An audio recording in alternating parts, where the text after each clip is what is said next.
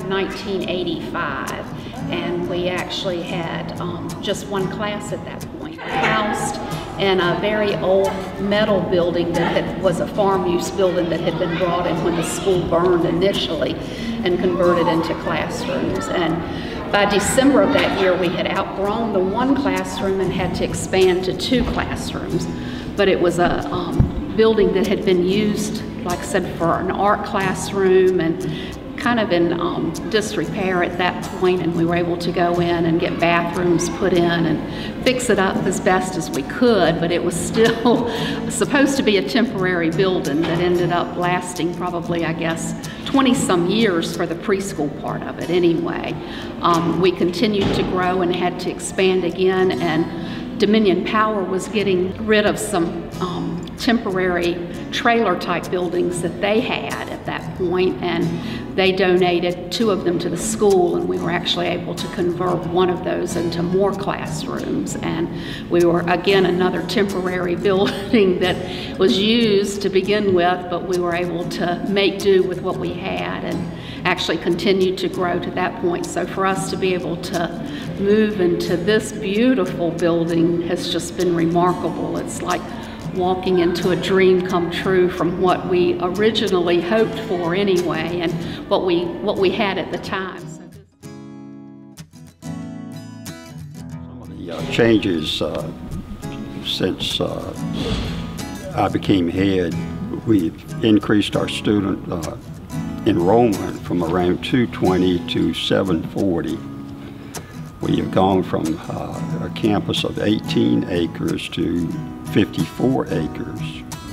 Academically, we offered 3 college credits, 1 course that a student could gain 3 college credits. Now a student can get as many as 54 college credits before he graduates from high school. From a physical standpoint, we built an office building. We built an extension to the gym, which includes a band room, lunchroom, 2 classrooms. We've added new heating and air conditioning units. We've renovated the old gym, and we're very proud of the new early learning center that we got into 2 years ago. I've moved in several different places, so moving over here to this new building has been wonderful. And the biggest thing that I have found with it is the technology that I'm able to use now. I was really excited to know I was getting a smart board, and as my son has told people, you can teach an old dog new tricks, because I've learned how to use a lot of the technology, and that's the biggest plus for me. Over the years, we've had many changes. The different buildings we've been in, different things we've had to do to make the building work. But we've always said, you know, we were going to get a new building at some point, and now we have this gorgeous building here that we have so much room. We have this wonderful atrium in here that we use all the time. Our preschoolers and their parents are very appreciative of everything that we have. We enjoy it every day, and it's just it's a blessing, it really is.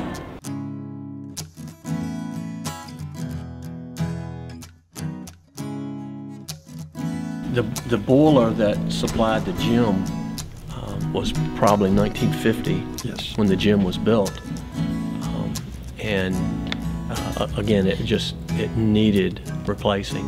And I'll tell you in a minute how important that gym is to us.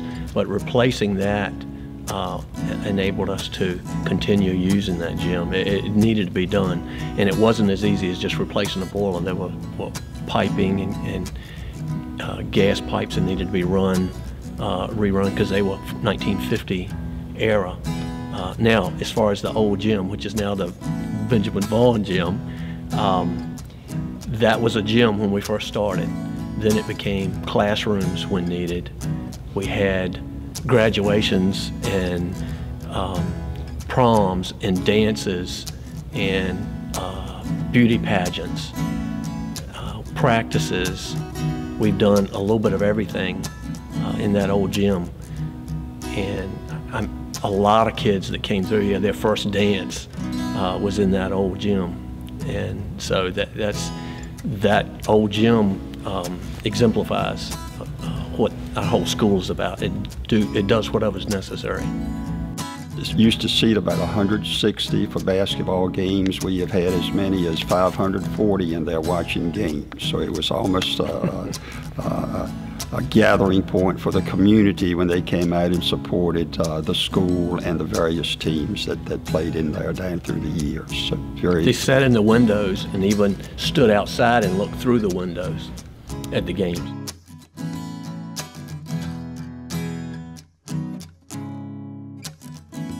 Because of the sound fiscal management by our board, then we do not have a gap.